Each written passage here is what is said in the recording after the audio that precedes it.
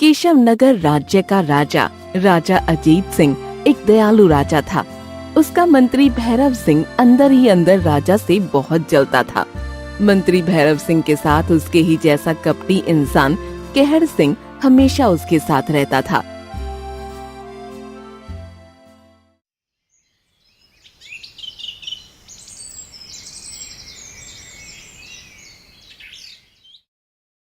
एक दिन भैरव सिंह कहर सिंह के साथ केशव नगर के जंगल में एक सुंदर वृक्ष के नीचे खड़ा था कि तभी कहर सिंह भैरव सिंह से बोला, मुझे तो लगता है कि आपका सपना राजा बनने का अधूरा रह जाएगा। अजीत सिंह की प्रजा आपको बिल्कुल भी पसंद नहीं करती। अपने मुंह से कभी तो शुभ बातें निकाल लिया कर। जिस दिन मुझे मौका मिल गया उस दिन मैं राजा अजीत सिंह को मारकर उसका राज्य हथिया लूंगा। लेकिन कैसे? इस बात को सुनते हुए मुझे 10 वर्ष हो गए, अभी तक तो कुछ नहीं हुआ। और अब तो राजा अजीत सिंह की पत्नी भी गर्भवती है। अगर उसका पुत्र हो गया तो आपका सपना सपना ही रह जाएगा। तेरी बुद्धि तो लोमड़ी से भी ज्यादा तेज चलती है, कोई उपाय बता। सुना है राजा अजीत सिंह ने अपने एक जादूगर दोस्त को राज्य में आमंत्रित किया है। आप उसे अपनी बातों में ले लीजिए। अगर वो आपके साथ हो गया तो राजा अजीत सिंह की शक्ति कमजोर पड़ जाएगी। कहर सिंह की बात सुनकर मंत्री भैरव सिंह के होठों पर एक कपटी मुस्कान आ गई। राजा नहीं जानता कि मैं राक्षस का पुजारी हूँ, जीतूंगा तो मैं ही।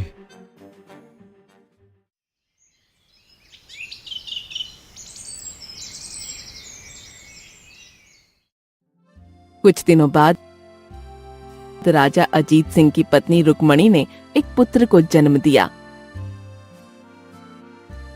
सारे राज्य में खुशी का माहौल व्याप्त हो गया। राजा प्रसन्न होते हुए अपने दास दासियों से बोला, महल में एक बहुत बड़ा समारोह होगा।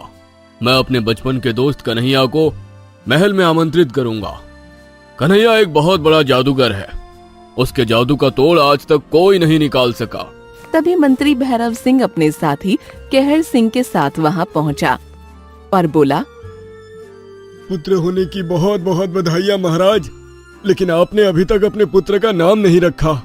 मैं अपने पुत्र को वीर बनाऊंगा, उसे युद्ध कला में निपुण कर दूंगा, वो सम्राट बनेगा। इसीलिए मैंने अपने पुत्र का नाम वीरदेव रखा है। सुना है आपने अपने जादूगर मित्र कन्हैया को भी आमंत्रित किया है। हाँ मंत्री भैरव सिंह, तुम भी हमारे साथ केशव नगर की सीमा में उसका स्वागत करोगे। इतना बोलकर राजा अजीत सिंह वहां से चला गया। भैरव सिंह मुस्कुराता हुआ अपने साथी कहर सिंह से बोला, दुनिया में सबसे बड़ा बेवकूफ राजा यही है। वो कैसे मंत्री जी? जिसका दोस्त इतना बड़ा जादूगर हो वो सिर्फ केशव नगर का ही राजा बना हुआ है। ये मूर्ख राजा अपनी बुद्धि का उपयोग करना ही नहीं जानता। कोई बात नहीं मंत्री जी, एक बार इसका दोस्त कन्हैया अगर तुम्हारे साथ मिल जाए तो ये शुभ काम आपके ऊपर ज्यादा शोभा देगा। शाम के वक्त पूरे महल में केशव नगर के वासी जमा थे। राजा अजीत सिंह केशव नगर की सीमा, जो एक घने जंगल में स्थित थी, अपने सैनिकों और मंत्री के साथ खड़े हुए थे। तभी कन्हैया एक घोड़े पर सवार होकर वहां आ गया। राजा अजीत सिंह ने अपने दोस्त कन्हैया को गले लगा लिया और अपने मंत्री भैरव सिंह से बोले, यही मेरा दोस्त कन्हैया है। आप तो बोल रहे थे महाराज कि ये बहुत बड़े जादूगर हैं, लेकिन इन्हें देखकर तो लगता नहीं कि इन्हें जादू का थोड़ा सा भी ज्ञान होगा। अरे इसके भोले चेहरे पर मत जाओ। ये चाहता तो अपने जादू के शक्ति के जोर से बड़े बड़े राज्य हासिल कर सकता था, मगर मेरा दोस्त लालची नहीं है। मुझे क्षमा कीजिएगा महाराज, लेकिन मुझे इनमें कोई जादू नाम की चीज ही नजर नहीं आ रही। कन्हैया मुस्कुराता हुआ भैरव सिंह की ओर देखकर बोला, तुमने मेरा जादू देखा नहीं है, अब तो मुझे तुम्हें अपना जादू दिखाना ही पड़ेगा। लेकिन सबसे पहले मैं अपने दोस्त के पुत्र को देखना चाहता हूँ। चलो कन्हैया, महल चलते हैं। सभी लोग महल पहुंच गए। महल में राजा के कमरे में जाते ही दासियां राजकुमार वीरदेव को गोद में उठाकर कन्हैया के पास ले आईं। कन्हैया ने अपना हाथ जैसे ही राजकुमार के माथे पर रखा, राजकुमार का पूरा शरीर पीली रोशनी से नहा गया। अचानक राजकुमार की आंखें नीली होना शुरू हो गईं और कुछ देर बाद सामान्य हो गईं। ये देखकर मंत्री भैरव सिंह हैरत में पड़ गया। ये क्या किया तुमने कन्हैया? मैंने अद्भुत शक्तियाँ राजकुमार के शरीर में डाल दी है। मैंने अपने जादू की शक्ति से इनके दिमाग में युद्ध कला भर दी है और असीम जादू भी। और तो और राजकुमार अब बड़े होकर उड़ भी सकेंगे और इनका मुकाबला बड़ी से बड़ी सेना भी नहीं कर पाएगी। कन्हैया की बात सुनकर भैरव सिंह का मंत्री कहर सिंह भैरव सिंह के कान में धीरे से बोला, इसने तो राजकुमार के शरीर में जादुई शक्तियाँ डाल दी है। अब क्या होगा? चिंता मत करो, अभी रात बाकी है। भैरव सिंह मक्कारी से मुस्कुराता हुआ कन्हैया की ओर देखकर बोला, ये तो राजकुमार जब बड़े हो जाएंगे तभी पता लगेगा कि इनके अंदर जादुई शक्तियाँ आई है या नहीं। मुझे तो आपका अभी जादू देखना है। मैं जानता हूँ कि तुम मेरा जादू क्यों देखना चाहते हो। तो बताइए क्यों? क्योंकि तुम एक बहुत ही महत्वाकांक्षी व्यक्ति हो। बोलो, क्या देखना चाहते हो? क्या आप मुझे हवा में उड़ा सकते हैं? हाँ हाँ, क्यों नहीं। कन्हैया राजा और मंत्री सहित महल के बाहर एक बगीचे में आ गया।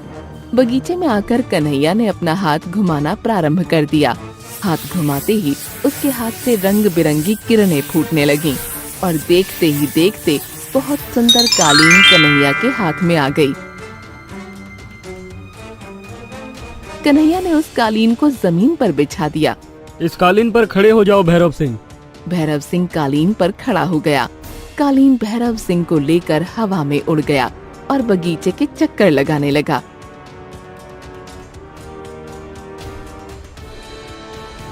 भैरव सिंह बुरी तरह से डर गया। मुझे नीचे उतारो कन्हैया, कहीं मैं गिर ना जाऊं। घबराओ मत भैरव सिंह, ये कालीन तुम्हें गिरने नहीं देगी। इस पर तुम पहली बार खड़े हो, अब से ये तुम्हारा ही आदेश मानेगी।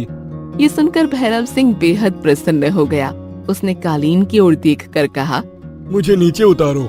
इतना बोलते ही कालीन भैरव सिंह को नीचे लेकर आ गया और अपनी सामान्य अवस्था में आ गया। ये कालीन मेरी तरफ से तुम्हारे लिए एक छोटी सी भेंट है मंत्री। अब तो तुम्हें विश्वास हो गया मेरी जादूगरी की कला पर। बिल्कुल, महाराज ने सही कहा था, आपके जादू का कोई तोड़ नहीं। कन्हैया राजा अजीत सिंह के साथ मुस्कुराता हुआ महल वापस चला गया।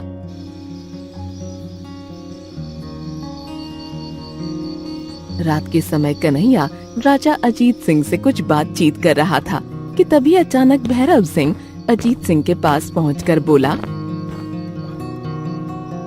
महाराज की जय हो। अगर आपकी आज्ञा हो तो क्या मैं कन्हैया को आपका महल दिखाने ले जा सकता हूँ?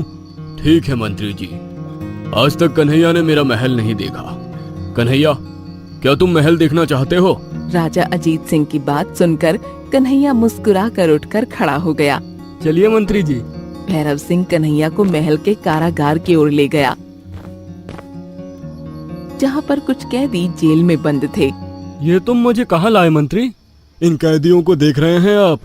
पुत्र होने की खुशी में राजा अजीत सिंह ने इन सभी कैदियों को रिहा करने का आदेश दिया है, लेकिन मैंने अभी तक इन कैदियों को आजाद नहीं किया। अगर राजा ने इन बेचारे कैदियों को रिहा करने का आदेश दिया है तो तुम्हें इन्हें तुरंत छोड़ देना चाहिए। बस एक जादू में अपनी आंखों से और देखना चाहता हूँ। अगर आप इस कारागार के ताले को अपने जादू से खोल दें तो फिर मैं आपको लोहा मान जाऊंगा। ये तो बहुत मामूली काम है। इतना कहकर कन्हैया ने फिर से अपना हाथ घुमाया। हाथ घुमाते ही कन्हैया के हाथ से पीले रंग की किरणें निकलकर चारों ओर फैल गईं। कुछ ही क्षणों में ताले अपने आप खुल गए और वो सारे कैदी बाहर निकल आए। आपको ये जादू की कला किसने सिखाई है? मेरी कलाई में ये सोने का कड़ा देख रहे हो, सारा जादू इसी कड़े में है। कन्हैया ने इतना बोला ही था कि तभी भैरव सिंह ने एक जोरदार मुक्का कन्हैया के मुंह पर जड़ दिया। भैरव सिंह के अचानक प्रहार से कन्हैया संभल नहीं पाया, वो जमीन पर गिर गया। कन्हैया के कुछ समझने से पहले ही बहुत फुर्ती से भैरव सिंह ने कन्हैया की कलाई से कड़ा उतारकर अपनी कलाई में पहन लिया। ये क्या बदतमीजी है मंत्री, मुझे मेरा कड़ा वापस करो। वो तो मुमकिन नहीं है मूर्ख। भैरव सिंह ने इतना कहा ही था कि तभी एक बड़ी सी चील उड़ती हुई वहाँ आ गई और कन्हैया की ओर देखकर इंसानी भाषा में बोली, देखते क्या हो कन्हैया, अब तुम किसी काम के नहीं रहे। इतना कहकर वो चील वहाँ से उड़ती हुई चली गई। मगर अगले ही पल एक चमत्कार हुआ। कन्हैया सबकी नजरों से अचानक गायब हो गया। आखिर कौन थी वो चील जो इंसानी भाषा में बात कर रही थी? कन्हैया का जादू समाप्त होने के बावजूद उसके गायब होने का क्या रहस्य है? आखिर कौन है कन्हैया? ये सब जानने के लिए इसका अगला एपिसोड जरूर देखिएगा। ऐसी दिलचस्प कहानियां देखने के लिए हमारे चैनल ब्राइट स्पेस हिंदी को सब्सक्राइब करना ना भूलें।